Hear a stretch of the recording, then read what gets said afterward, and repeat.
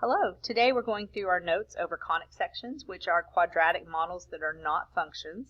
And today we're going to be looking at ellipse and hyperbolas, which you have not looked at before. There are in total 4 conic sections, 2 of which you've already studied in previous math classes.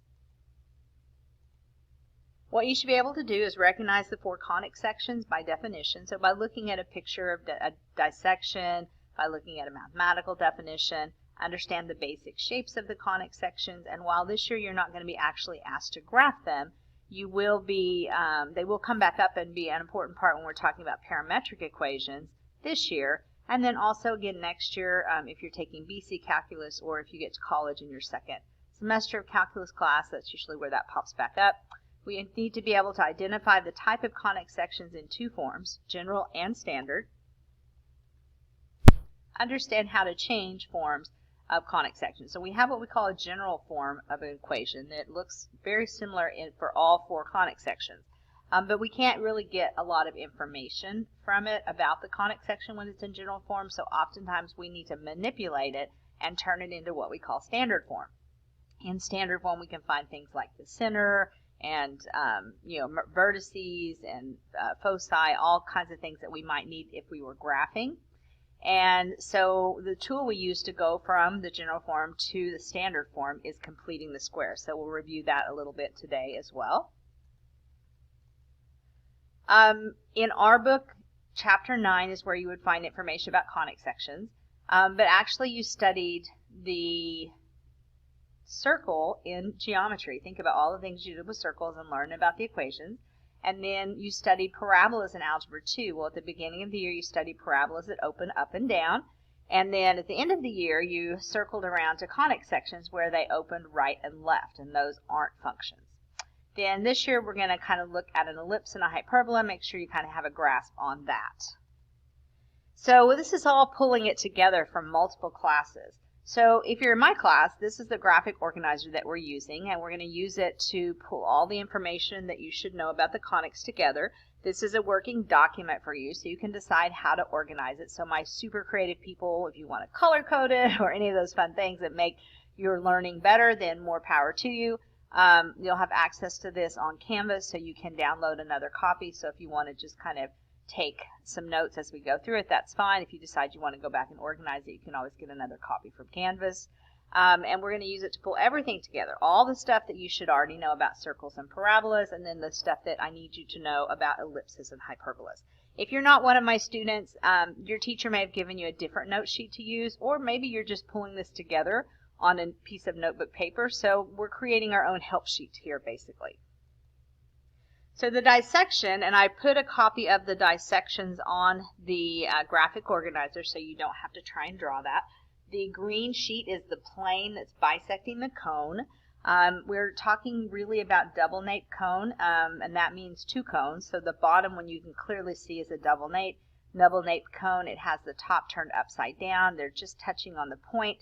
There's an axis that runs all the way from the top cone at the flat of that hyperbola all the way down through the point where they touch all the way down to the bottom. And then we call the napes, that's the side of the cone. So these are how you would dissect it. If you wanted to get a circle out of a cone, you would take that plane and intersect the cone one time through the nape, and we would do perpendicular to the axis or parallel to the bottom. And then the ellipse is going to intersect just one cone, and it's not going to be perpendicular to the axis, so it's going to kind of go in at that diagonal there, which means I end up with it's kind of like a circle with one side longer than the other, if you will. And then we have a parabola, which we intersect one nape, and we want to intersect it parallel to the element, so parallel to the side, going all the way through the cone. And then we have the hyperbola, which we have to go through both cones. So we're starting at the top. We're going all the way from the top of that upside down cone through the piece all the way down to the bottom. And so that produces 2 parabola-like shapes, and that's what we call the hyperbola. The definition, just mathematical definition, you already know a circle is a set of all points in a plane equal distance from a fixed point called the center. I'm not going to make you recite this definition, but I just want you to understand. An ellipse is a set of all points in a plane such that the sum of the points from the foci is positive. And so what that means is you have two foci in the center of your ellipse. You measure from one foci to a point on the edge of the ellipse, and then from that point to the other foci, and when you add those up, they'll all be the same. And that's what causes that elliptical shape. And then finally, we have, not finally, parabola. That's the next one. It's a set of all points in a plane that are equal distance from a fixed point called the focus and a fixed line called the directrix. So imagine there's a line at the edge of your paper, and then right above it on your piece of paper you put a dot. Okay? So hopefully you got to maybe do some paper folding in algebra last year. I'm not sure if you did or not. But if I start looking at the shape that forms between the dot and the line at the bottom of the page, that's where the parabola comes into play. And then finally, we have the hyperbola, which is a set of all points in a plane such that the difference between the two fixed points, called the foci, is a positive constant. So when we subtract those, we're going to get a positive constant. We're going to get those two branches that happen there. So here are just some random pictures of some ellipses. You can see the shape longer in one direction than the other, so that's a pretty good one. If you've ever had a chance to go to the the national capitol, you can take a tour of the White House area, and the tours end in Statuary Hall in the Capitol building. You can see statues from all the different states there, which is really cool. But this fun little story pops up, and it was in this room where John Quincy Adams is rumored to have figured out that there were these properties, that an acoustical situation where he could sit on one side of the room, like the far side of the room that you see, and if he was at the focal point, then he could eavesdrop on conversations all the way across the room on this end of the picture at the other focal point. And so that's kind of fun. And if you ever get a chance to do this tour, they'll actually end the tour in this room and they'll demonstrate that for you. So your tour guide will drop you on, let's say, the far back end of the room on the foci, and he'll be talking to you in a normal voice, start walking through the crowd, going to the other side of the room, and all of a sudden you can't hear him anymore because you hear all the other people in the room. And just all of a sudden, boom, now you can hear him talking, and he's still talking in a normal voice, but you can't see him, and there's all these people in between you. So it's kind of a fun fact there.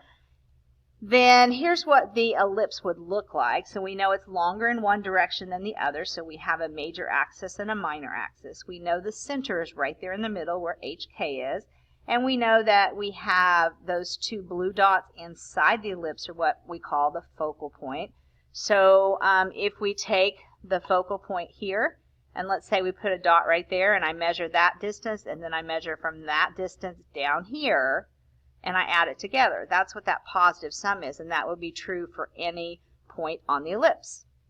We're not going to worry too much about major, minor axis, those kind of things, because we're not really doing any graphing. It is important we know that the center is the HK, and if you look at the two equations here, those are standard form equations, and the standard form equations are two fractions connected by a plus sign equal to 1. So what does that tell me? Well, I notice in the bottom here you can see the A's and the B's trading places. You know I'm not a big proponent of memorizing when you don't have to memorize if you understand what's going on. So what I'm going to tell you is, if you think about that a squared as the larger number on the bottom, so a squared is going to be bigger than b squared. Then if you look directly above it, that will tell you which direction your ellipse is going to be. So for instance here, if a squared is the bigger number and it's right above it is the x, then it's going to be a horizontal ellipse, just like the picture you see. Here, notice the a squared is back here, so now the biggest number is under y, which means it's going to be longer in the vertical direction than the horizontal. So that's how we can tell them apart. Here are some pictures of some hyperbola. The McDonald Planetarium in St. Louis, Missouri, the Fermilab in Illinois. There's a picture of an ellipse here on the quilt, and then a picture of an ellipse that's produced by the light from a lamp. So just so you get that we're talking about those two kind of branches and shapes. In World War I and World War II, the long-range navigational system called the Loran was developed and used, and this was a system based on the shape of the hyperbola. Two stations would send out signals at the same time, and a ship would take note of the difference between the times, and then it would be able to tell and locate the ship on the hyperbola.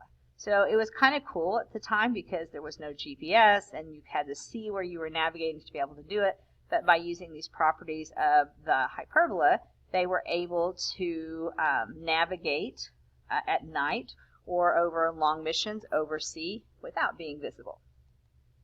So here's a picture of the hyperbola. There are two branches. That's what you see in green. The center is in the middle. There are two vertices because just like a parabola has a vertice, well, two branches would have two vertices. And then the focal point would be in the middle of the parabolas like you learned in Algebra 2. There is an important piece right here, and this is this blue line that's running right across here. That is called the transverse axis, and the transverse axis connects the two branches. So when the transverse axis is horizontal, your branches are going to open right and left. When the transverse axis is vertical, your branches are going to open up or down, and that transverse axis connects those branches. So if you look at the equations, they look very similar in standard form to ellipse. However, in hyperbola, they're connected by a minus sign, not a plus sign. The other thing I want you to pay notice to is we have an a squared and b squared, but notice it's not changing. This is still a squared first here and here. What's changing? The numerator.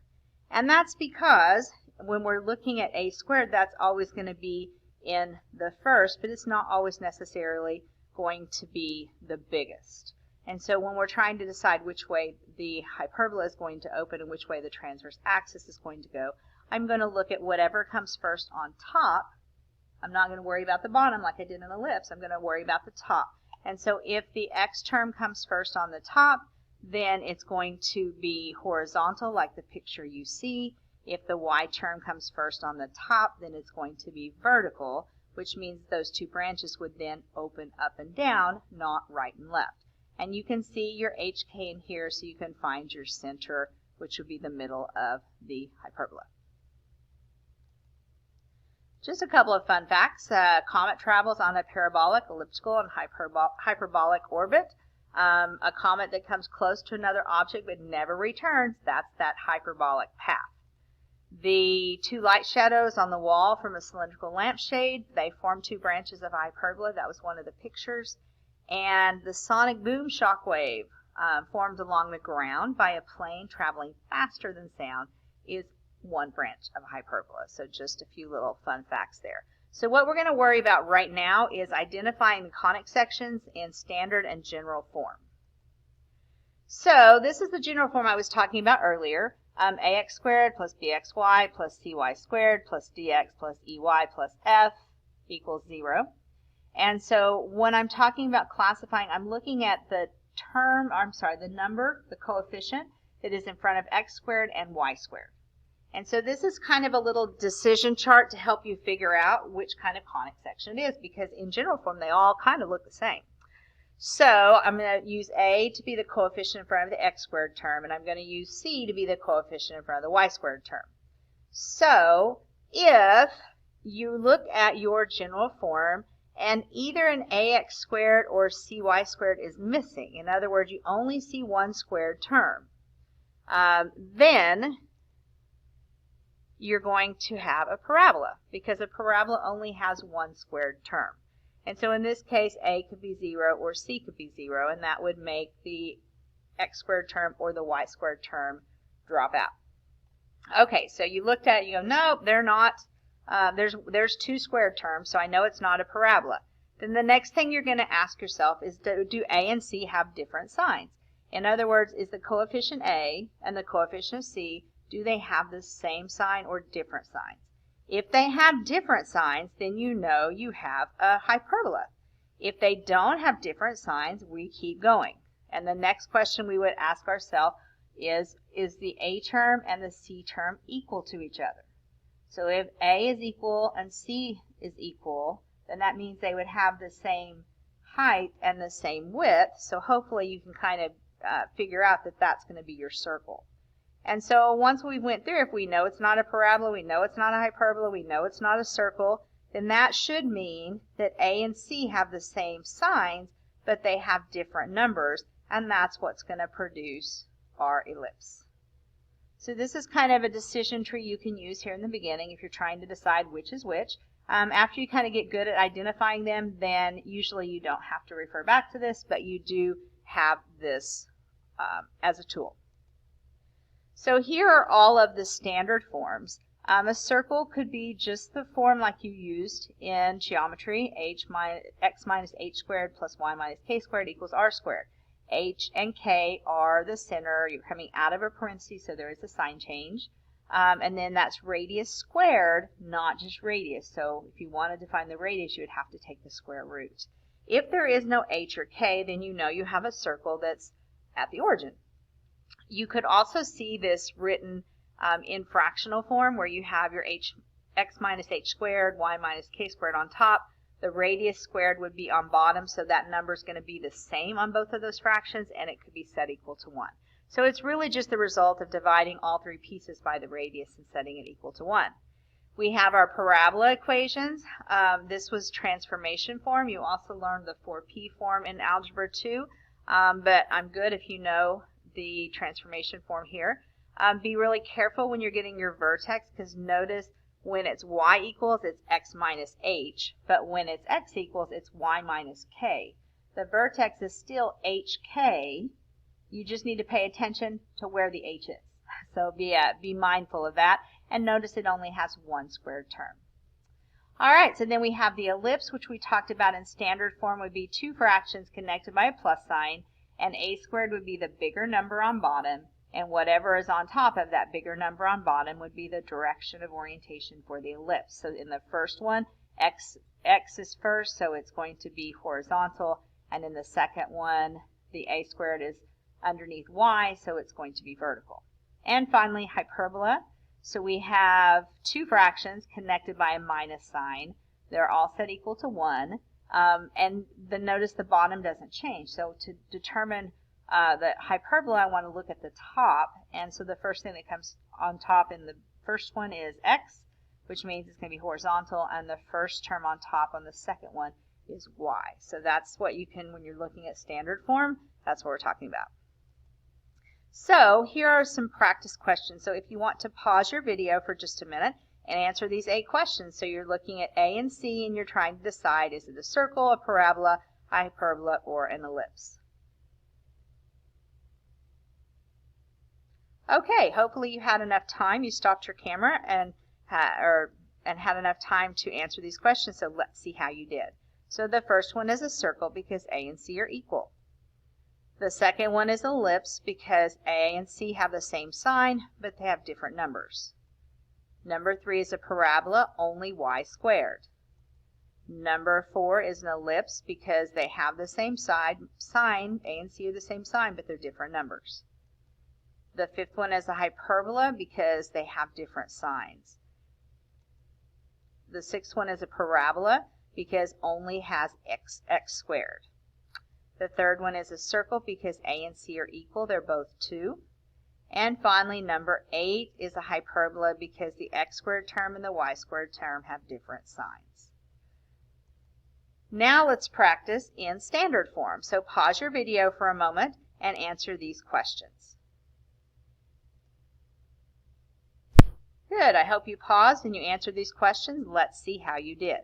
So on number 9, they're connected with a plus sign, equals to 1, and different bottom numbers, so it's an ellipse. Number 10, they're two fractions set equal to 1, but they're connected by a minus sign, so it's a hyperbola. The third one only has one term squared, so it's a parabola, and that's the form I believe you worked with in Algebra 2 last year. And number 12, it's a circle because it's in the circle form, but look at if I wanted to put it in fraction form, then I could divide everything by 25, and that would be the other circle form that we talked about. And finally, number 13, two fractions equal to 1 but connected with a minus sign, then they have to be a hyperbola. Hopefully you did well. So very, very important. We're going to do a conic war activity here in just a minute, and you're going to be classifying conic sections. All right, the last thing I want to talk about is completing the square. It's real important to remember to identify the type of conic section you have before you change forms. from general to standard. And the reason that's important is you need to know where it is you're going. Am I trying to make it look like two fractions? Should my fractions be added? Should my fractions be subtracted? All of those kind of things. So you should have already learned how to complete the square from Algebra 2. So we're just going to kind of recap a little bit. So if I'm looking at this particular problem, the things that I would notice are that I have an x squared and a y squared term. I can see that they have different signs. So I'm probably thinking in terms of a hyperbola. And then I also know that there is a number in front of y squared, and we learned in Algebra 2 that when we complete the square, we don't want that number in front of y squared. We need to take the GCF out and factor it. So here it is.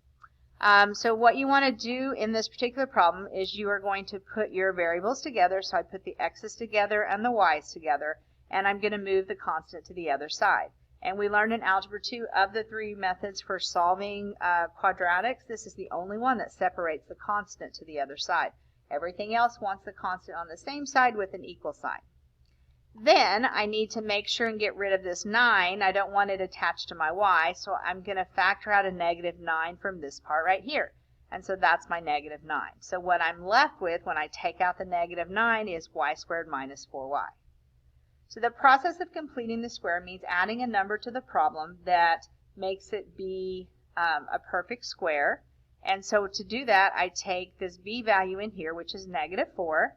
I take half of that, so half of negative 4 is negative 2, and then I square it. And that's what's going to go on this blank right here. So that's negative 2 squared.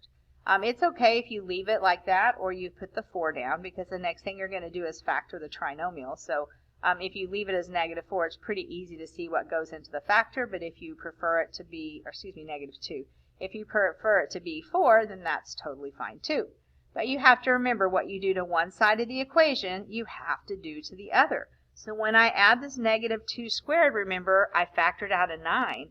So I'm not just adding negative 2 squared, I'm adding negative 9 times negative 2 squared. And that's what's coming over here. And since it was a minus over here, it needs to be a minus over here. You've got to keep your scale balanced. So then we're going to crunch these numbers over here, and I get 36. I'm going to factor the perfect square trinomial right here, which factors to y minus 2 squared, y minus 2. So you get this perfect square right here. And then I'm going to remember I'm trying to get a hyperbola, and in a hyperbola I want it to equal 1. So I'm going to divide everything through by 36. And so now here in the first fraction I have x squared over 36. Here in the second one, 9 over 36 simplifies to 1/4. So I have y minus 2 squared over 4. And then 36 divided by 36 is 1. And this should look a lot like that hyperbola in standard form that we just talked about. And so that's the process of completing the square. So we are going to complete a conic square activity. So if you are absent today, you'll need to be sure and take care of that when you return to campus. And it is practice identifying conics in standard form as well as general form. Thanks, guys.